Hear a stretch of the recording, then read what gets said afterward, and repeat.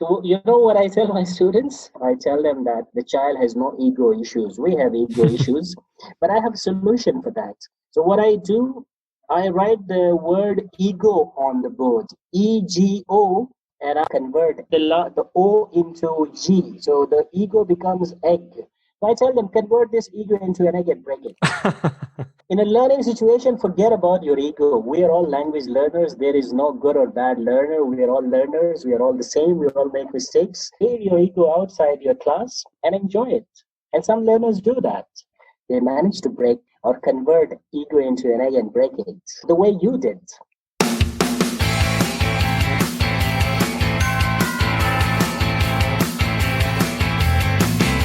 Hello, Hamid. Hello, Daniel. Good afternoon. It's Fluent here in Pakistan. First of all, Daniel, I'd like to thank you very much. Thank you for inviting me to your podcast.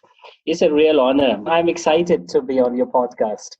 This is the first time I'm being interviewed on a podcast. So your name will go down in history. Yeah, I hope so. I hope so. I know from you that you speak 4 languages, and so you are a polyglot, and you teach at the university. But Exactly. but maybe you can introduce yourself and give more background about you so that my listeners can know you better. Okay, first of all, a little bit of correction. Not 4 languages exactly, 3 languages. The fourth is Arabic, and I understand that a little. Maybe I can speak a few phrases and a few sentences, but not that much because I've spent 3 years in Dubai. So I picked Arabic a little, but not that much. And even that I have forgotten. So my name is Hamid. I'm from Pakistan. My first language is Pashto.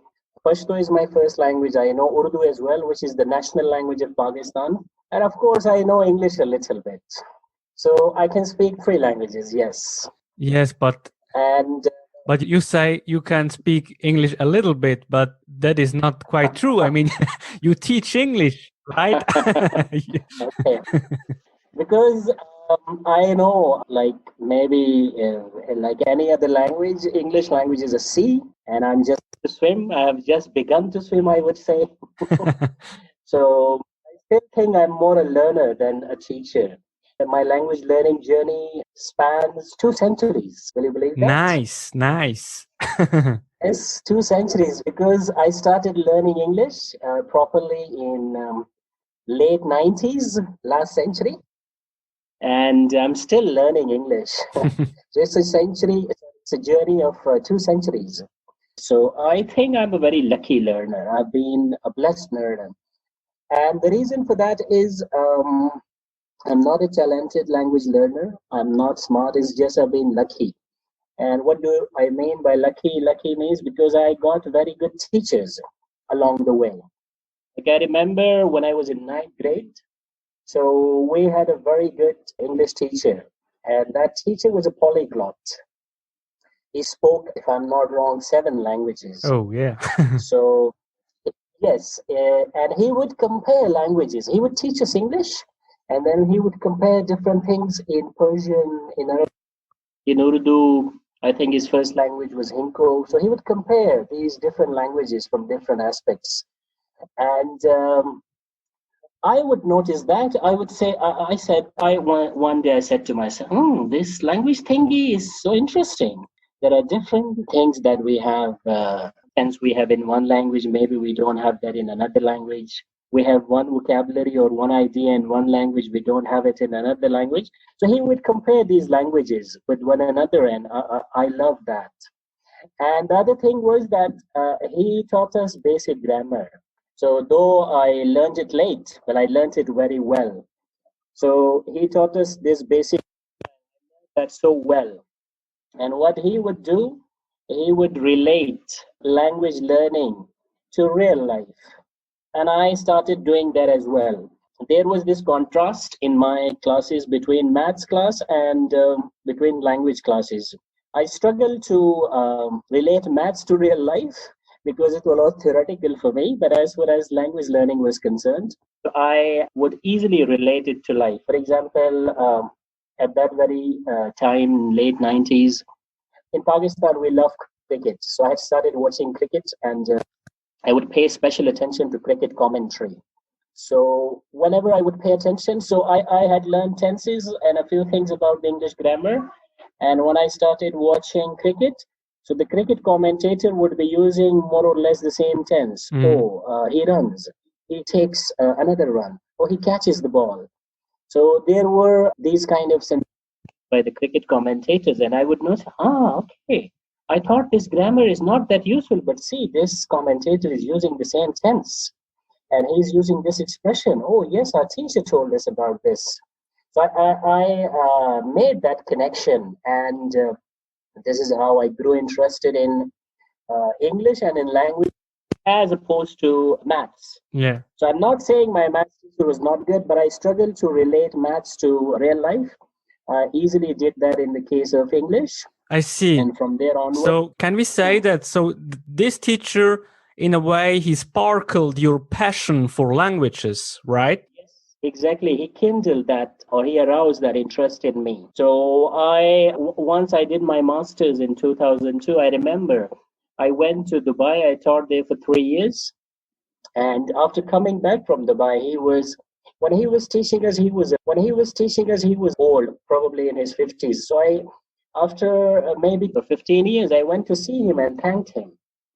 So it's for teaching us English so well. So I believe the role of teachers is so important. And I also believe that the best teacher that you can have is yourself. If you're not lucky like me, so make your own self your own teacher.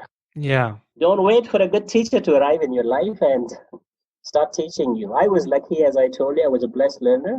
But not everyone is as lucky as me, I would say. Yeah, definitely, because your story is quite interesting, because usually I always hear the contrary, that in school we didn't learn a lot. It was just grammar, and that we couldn't speak freely. So your story is quite unique, I think. Yes, it is.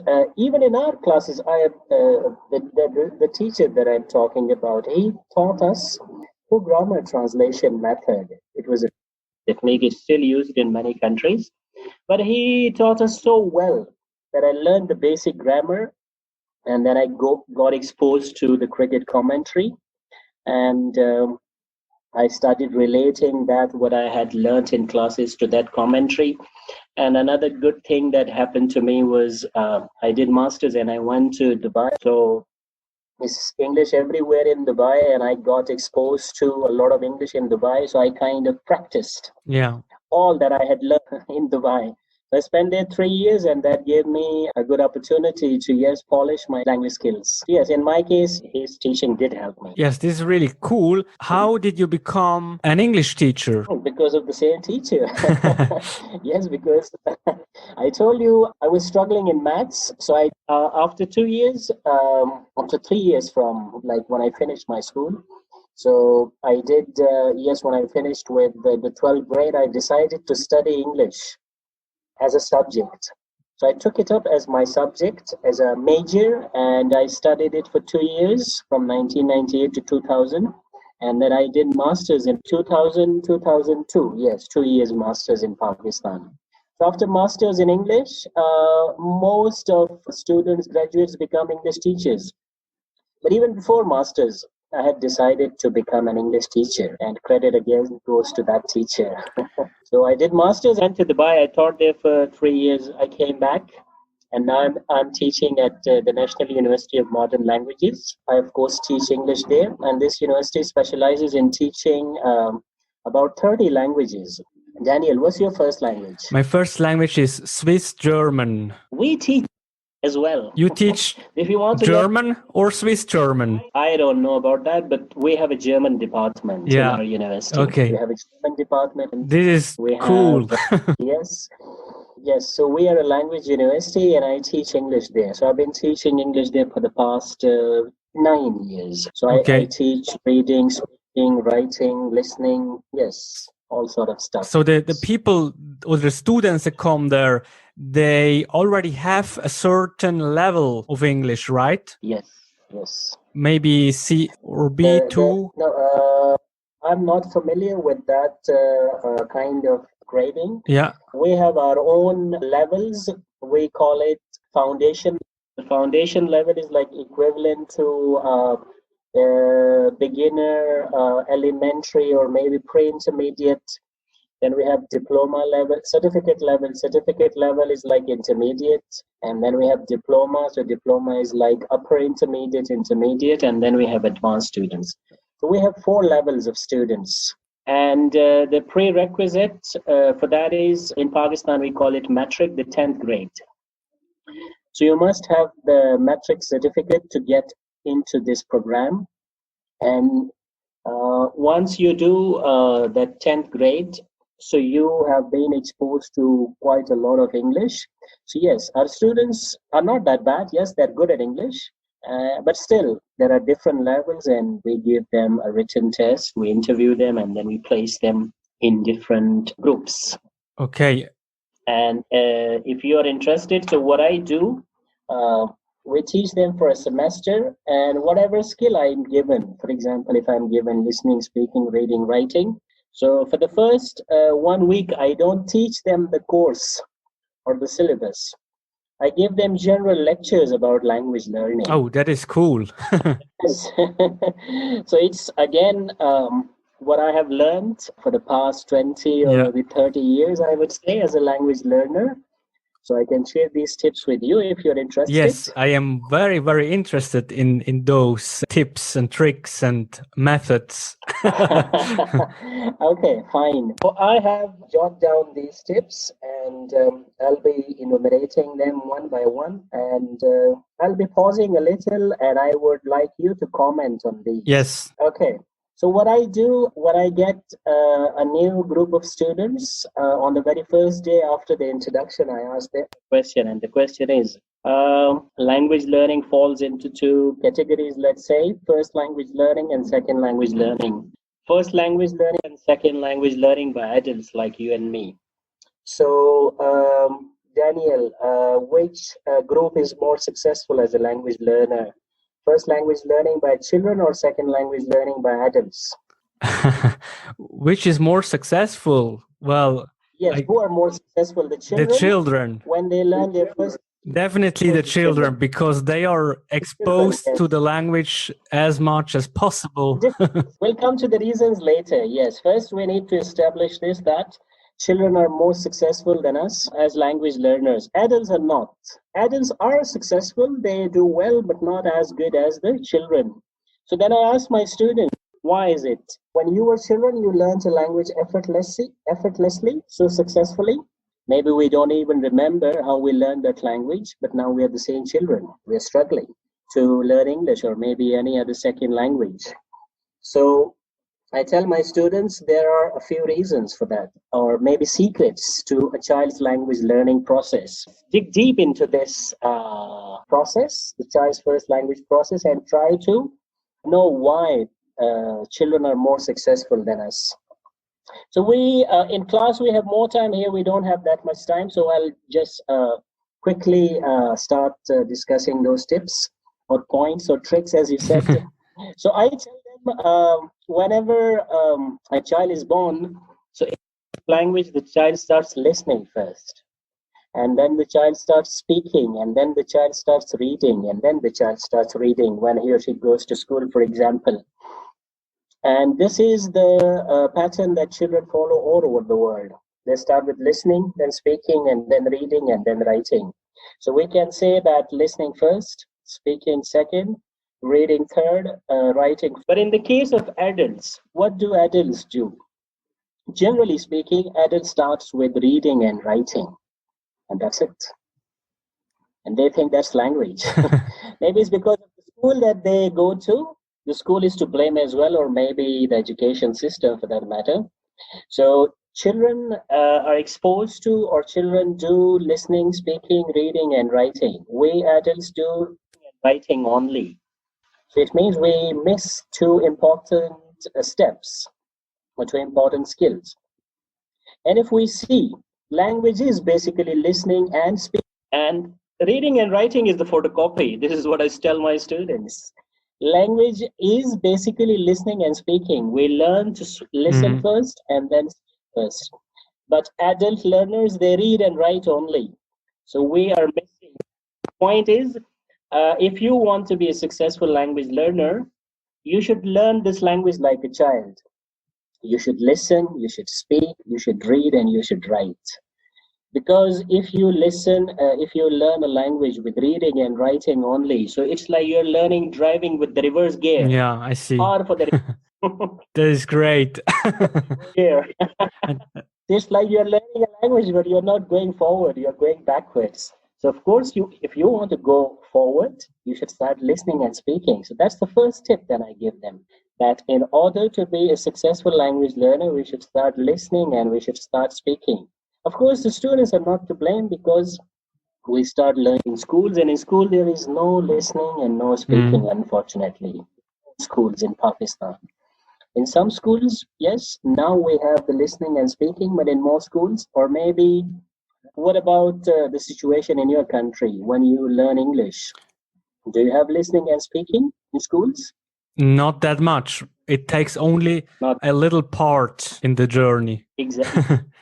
And in the real world, yes, in the real world, there is more listening and more speaking. So it means our teaching practices don't reflect the real world situation. So that's the first tip that I give to my students.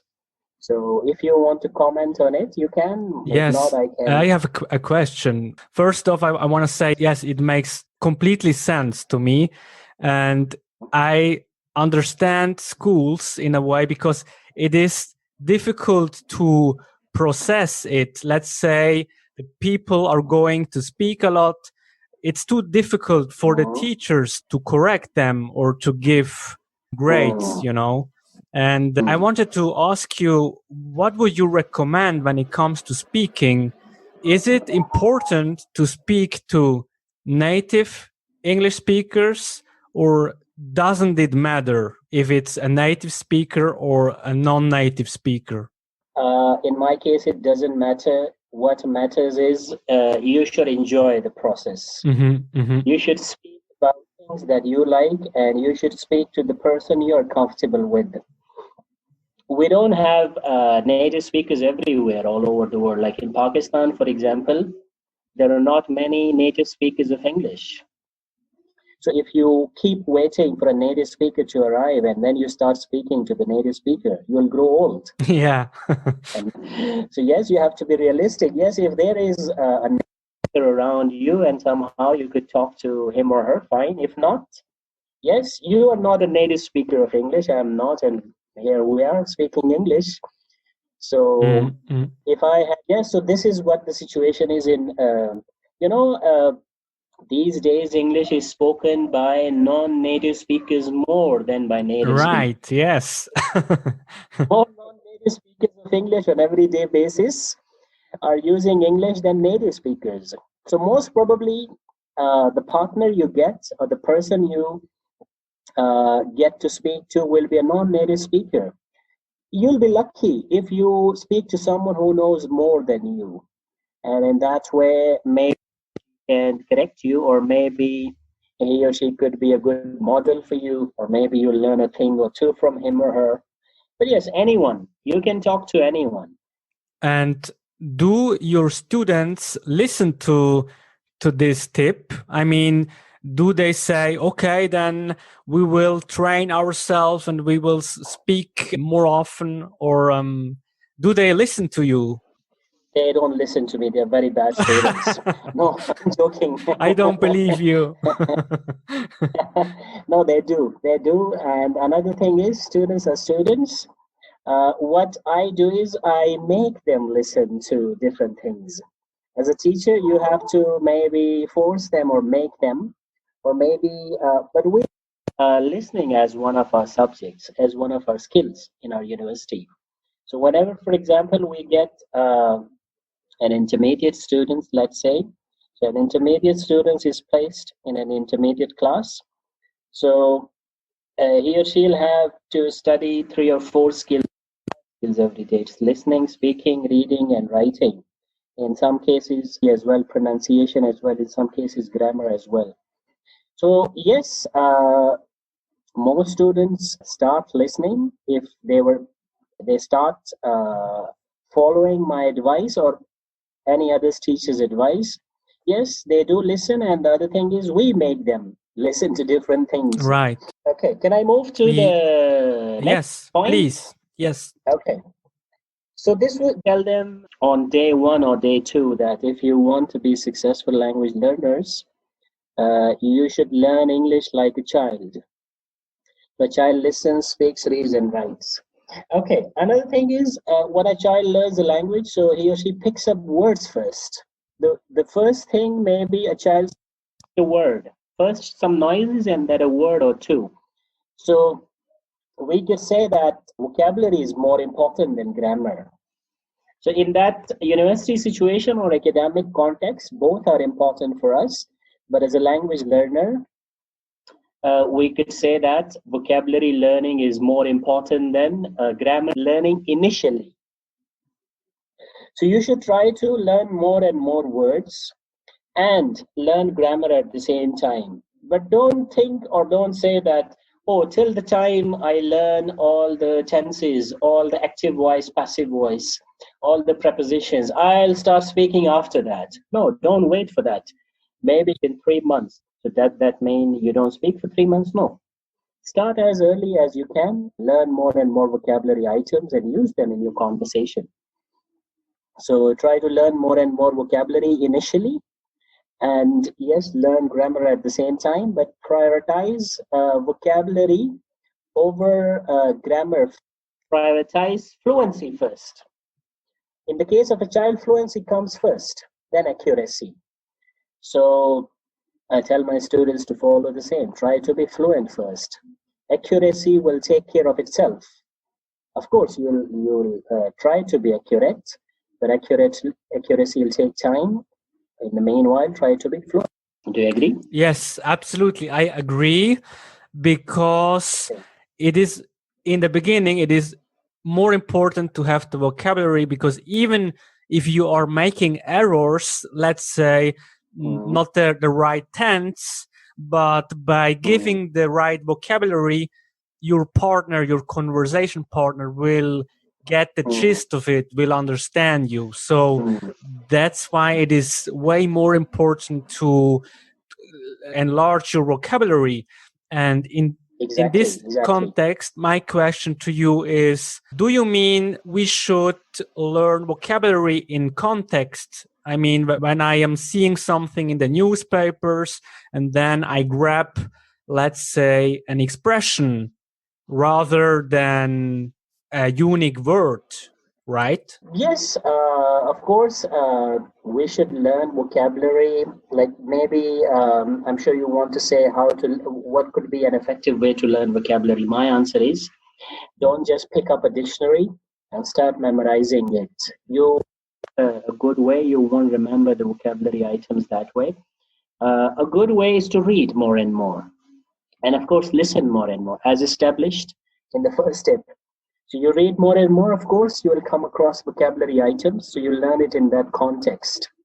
You listen more and more, so you listen to vocabulary items, and that way you learn it in a context, meaningful context. So meaningful learning situations matter.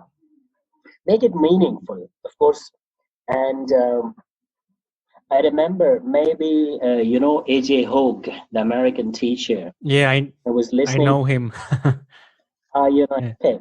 So there is a series of videos by him, the language learning or some better speaking or something. So one of the tips he gives is that don't learn words, learn phrases. And I agree with him. For example, the word shower, let's say, for a beginner learner. So shower means, let's say, taking a bath, for example. Don't just learn this. You learn collocation with it. What collocation, for example, goes with it? You say, take shower, have shower, I had shower this morning, something like this. So instead of just learning one word, learn chunks. And of course, yes, the meaningful situations do matter. And do you store the vocabulary in a physical notebook, or is it better to store it in a digital place? As I told you initially, I would say I'm more a learner than a teacher. So I'm still a learner. In my case, Maybe, I don't know. I have a forte for languages. So I'm linguistically blessed as well. I would say I can easily. I learn languages. I haven't learned a new language for many years, but if I start learning, I know I can easily learn a language. As far as this vocabulary items are concerned, for some reason I read the item and I just know it. I don't forget it. I even remember the word I learned maybe 20 years ago. Then you. But in my case, I don't write it down. Okay, I see. It gets printed on my brain and I don't forget it. But I don't recommend the same strategy to my students. Yes. In my case, I don't reason most of the time when I learn a new vocabulary item, I don't forget it. But yes, I tell my students to write it down. Where do they write it down? It's up to them. They can write it down in their diary or maybe on their phone. It's up to them. But yes, it's better to write the difficult word down when they learn it. Or Okay. later they can revise it. Thank you for that tip. Okay, so that it means we can move to the next tip. Yes. The next tip is the next tip is that when we analyze a child's first language learning, we see that the child learns, plays, enjoys, and learns. But we learn under stressful conditions. Usually, the English teacher is not very friendly in schools, especially, and we are stressed and formal in classes, and there is the fear of exam and the fear of maybe coming late to the class. So language learning, and another thing that is, generally speaking, first language learning is a fun experience for a child, like the child is playing and learning. Second language learning is not a fun experience.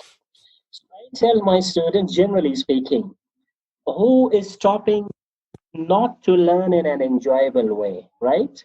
Don't expect your teachers to teach you everything in class. The best teacher you can have is yourself.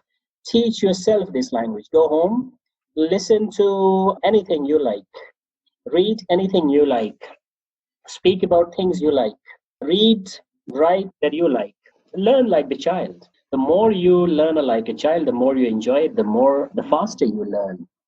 So that's the next tip. If you want to comment on it. Yes, this is a great tip. And I remember in my language journey at school that I was always scared. I was afraid because there was so much pressure, and exactly. it was like a bad thing to make mistakes, and the environment was not good at all. So that's also, yes, generally, yeah. The school environment is not that friendly. You're under stress, but that's not the only environment you can be. Exactly. You can chat with your friends. You can, yes, talk about things. So it's not only in class that we learn. You can learn in any kind of situation. Like I told you, I learned my initial English from cricket commentary. Yeah. So I would enjoy the cricket. It's like I killed two birds with one stone. Exactly. So I love that so tip. I tell my students, yes, okay. Yes, go on. And that takes me to the tip, which is when the child, I tell my students that the child is the best language learner in the world. There is no other better learner of a language than a child. But see, the child is the best learner, but still the child makes mistakes. So if the child makes mistakes and the child keeps mistakes and then the child learns, what about us? The child is in an ideal environment. Everybody is the child's teacher, and the child has nothing else to do. The child's brain is kind of blank as well. We have so many things on our brain. So we cannot be in an ideal situation like the child. So if the child is in the best learning environment and still making mistakes, so the next tip that I share with my students is we learn by making mistakes. There is no other way. If you're afraid of making mistakes and that stops you from speaking, you will never learn to speak. So don't be afraid of making mistakes, because the role model we have, the child is making mistakes. We'll also make mistakes. Without making mistakes, we can't learn any skill. There is no language learner or learner of any other skill in the world who learns a skill without learning, without making mistakes. Yes, I totally agree with you. And this is a great tip as well, again. And I'm going to tell you that in my case, I was very afraid of making mistakes, and I am still afraid of making mistakes, but I have decided back in 2016 that I want to speak more often. And that was also the reason why I fluency first. Exactly. That was also the reason why I started out with this podcast. Right. By doing so, I got into contact with many, many learners from all over the world, and I could speak with them, talk with them. Exactly. And yes, it's really beautiful. It's beautiful. So you see that one decision has kind of changed your life. Exactly. Because it's the attitude that you have. Yeah. Because it had also an influence in my life. You know, it's not only my English speaking, it also influenced my real life. Yes. Because everything is connected in a way. You are a celebrity now, you know. People know you all over the world now. You see, you are you're from Switzerland? Yes, exactly. You are talking to me from Switzerland. I am talking to you from Pakistan. So you are, yes, a real celebrity now. Yes, it's great. Yes. Okay. And connected to that is student a question. I want to make them think. I tell my students, you know, when a child makes mistakes, we all laugh at that child. The parents laugh at them. We talk about their mistakes, especially language-related mistakes. We laugh at the children, but the children don't mind. Maybe they don't have any ego issues or they don't have a personality. But as far as adults are concerned, we have a personality. We're so self-conscious of ourselves. We don't like to be laughed at. So what to do? We want to speak. Maybe we make mistakes, and we will. But if others laugh at us, I don't like that. So what to do? I can't be like, yes, I want to be, but the child is different from me. I can't be like a child. So what do you think, how to deal with that situation? Well, maybe we should not beat ourselves up or not take everything too seriously, maybe. Yes, exactly. Yes. So you know what I tell my students?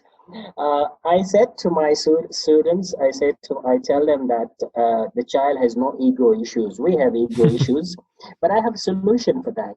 So what I do, I write the word ego on the board, EGO, and I convert the O into G. So the ego becomes egg. So I tell them, convert this ego into an egg and break it. Yeah. Yes. In a learning situation, forget about your ego. We are all language learners. There is no good or bad learner. We are all learners. We are all the same. We all make mistakes. Let's enjoy. I have no ego in my class. In this situation, there is no ego. Yes, leave your ego outside your class and enjoy it. And some learners do that. They manage to break or convert ego into an egg and break it. And if you do that, you will be the way you did. Yeah. In 2000. Exactly. And it changed your life. Huh? Exactly. This is so beautiful. I will remember this story with the egg because it's really a great one. It's really a great one. Thank you. Thank you. Okay. So can I move to the next? Yes, please. Tip? Okay.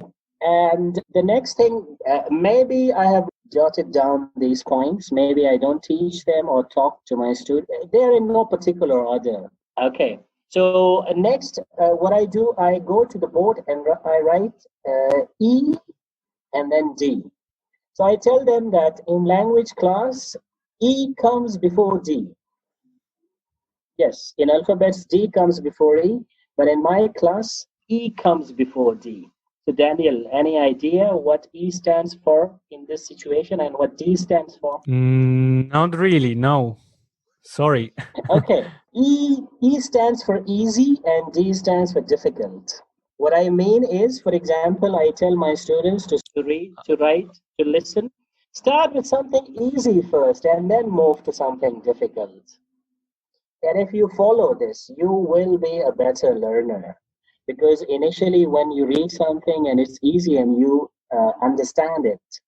So you will get confidence. You will be encouraged. You say to yourself, oh, I understand this. Oh, I understand it maybe 80%, 90%. Encouraged.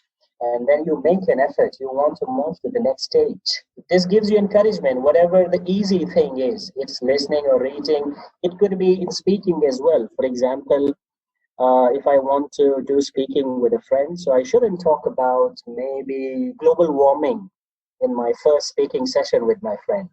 Yes, we could start with our introduction. We could start maybe something related to family and then move to something more difficult. We could apply this to listening as well. So listen to something that you understand. And the best thing for that is podcasts. So I recommend different podcasts to your students. And from today onward, I'll recommend Daniel's podcast. Great. Well, thank you. Edition. I remember many years ago that I wanted to read a book. It was a fantasy book. It was written with difficult vocabularies. And it was way too difficult for me because I guess even in German, in my mother tongue, it would have been difficult because there are many technical words in it. So back then I didn't follow your recommendation and so I got depressed and I stopped reading that book. Yes, because if you, for example, you're a weak listener, for example, weak, I mean, your command of English is weak, you don't understand the native speaker. And on day one, you start watching Hollywood movies and you don't understand that, right? So you should start with something easy. So podcasts, I usually tell my students about ingvid.com. Are you familiar with ingvid.com? No. Ingvid. It's a great website. ENGVID. And what's on it? Okay, so video. You have more than 1,500 video lessons on .com. Okay, I see. Ingvid, yes, I'll share the link with you. So I tell my students about ingvid.com, Luke's podcast, about Oxford Dictionary, the online, and my Fluent podcast. Great. Okay, so this is what I tell my students. Okay, should I move to the next tip? Yes, we can go to the next tip, please. Okay, another thing, and before I share that tip, I want to ask you a question. In Switzerland, when you learn English, so initially, or maybe even till the 10th grade, let's say, English is taught in English or it's taught through German? In schools?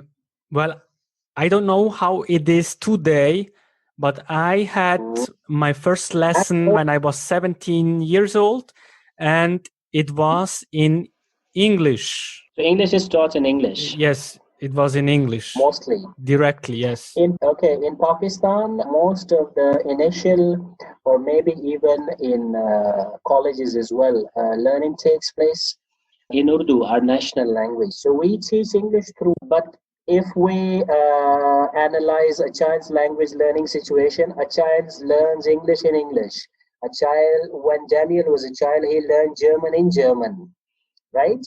When Hamid was a child, he learned Pashto in Pashto. So a child learns English in English. We learn English in any other language.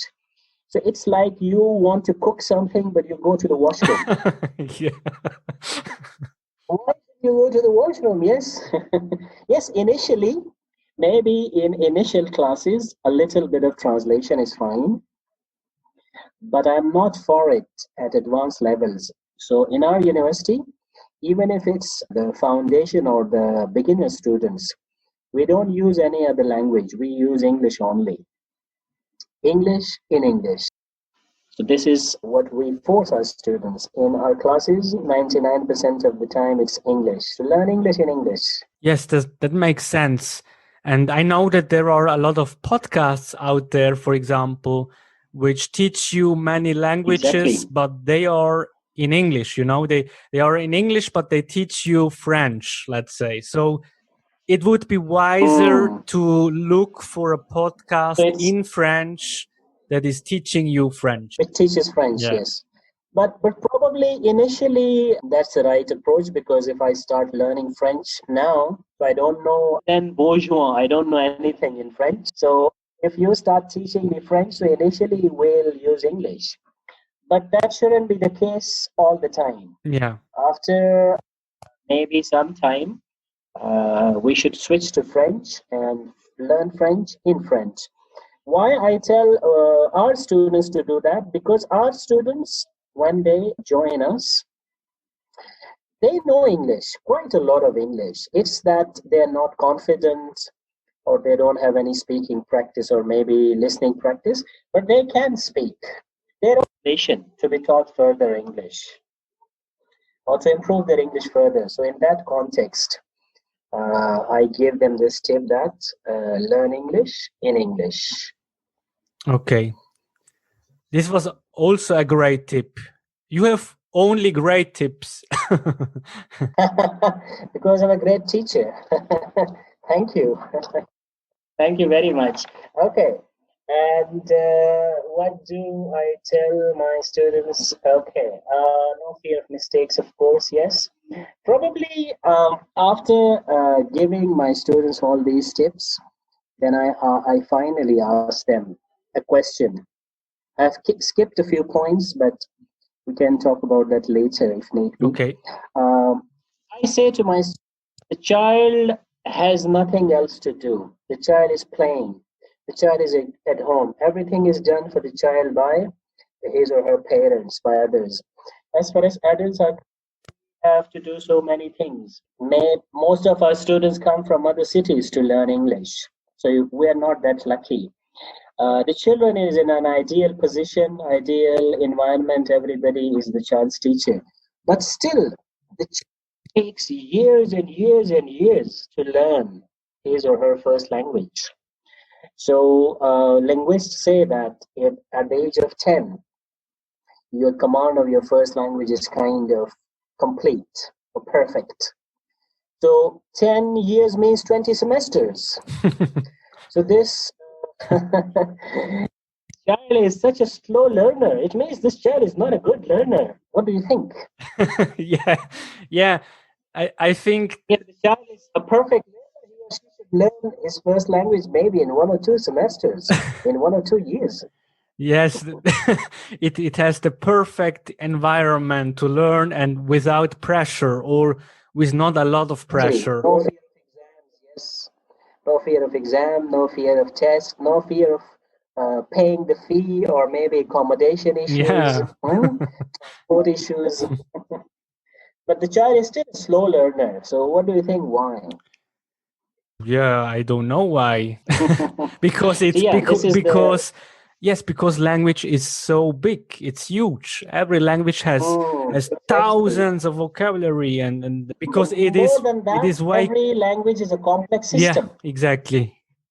Every language is a complex system. This is such a complex skill that you years and years, not months, years to learn it, to master it. So why I tell my students? Because the students think that maybe the students have some magic wand, or maybe some magic potion. So in the case of that magic stick, I'll go to the class and I'll hit them with that magic wand. Be transferred to that. So I tell my students, I wish I could have that wand, or I wish I had that potion, or that injection through which I can transfer English to you. But if I had that, I'll sell it at a very high price to you. So there is no such potion, there is no such magic, there is no such wand through which we can transfer. It's a complex process. It's a very slow process. Even a child struggles to learn his or her first language. So please don't leave the course after 1 month thinking that I'm wasting my time. This is not a good school. He's not a good teacher. They're not good teachers. No, it's not like that. You learn, but this learning is very slow. So be patient. It's a long journey. I told you I've been learning English properly learning English since 98. Or I would say, yes, I would say maybe 94, 95. So it's the third decade. And I still consider myself a student. That is so nice. I think that Thank you. we should say that the journey is the goal. We should love this process, Exactly. the language journey in itself. Yes. Enjoy the journey. Enjoy the journey. There is no destination. Yeah. So yes, you should enjoy this journey and keep on walking, keep on going. Yes, enjoy the process. The more you enjoy it, the better, the faster you learn. Yes, I would be honored. Yes. So okay. I want to thank you very much for all your tips and tricks and methods. It was really, really a super cool 1 hour. And thank you very much for your time. And I don't know, maybe you are very welcome. You want to add something? Thank you very much, Daniel. It was a pleasure talking to you. I enjoyed myself immensely. I told you your name will go down in history. My name will go down in history. Lots and lots of love for your listeners. And yes, my advice to them, convert your ego into an egg, break it, and enjoy learning. Yes, that is so wonderful. Thank you so much, Hamid. Thank you very much. Thank you. Okay, thank you.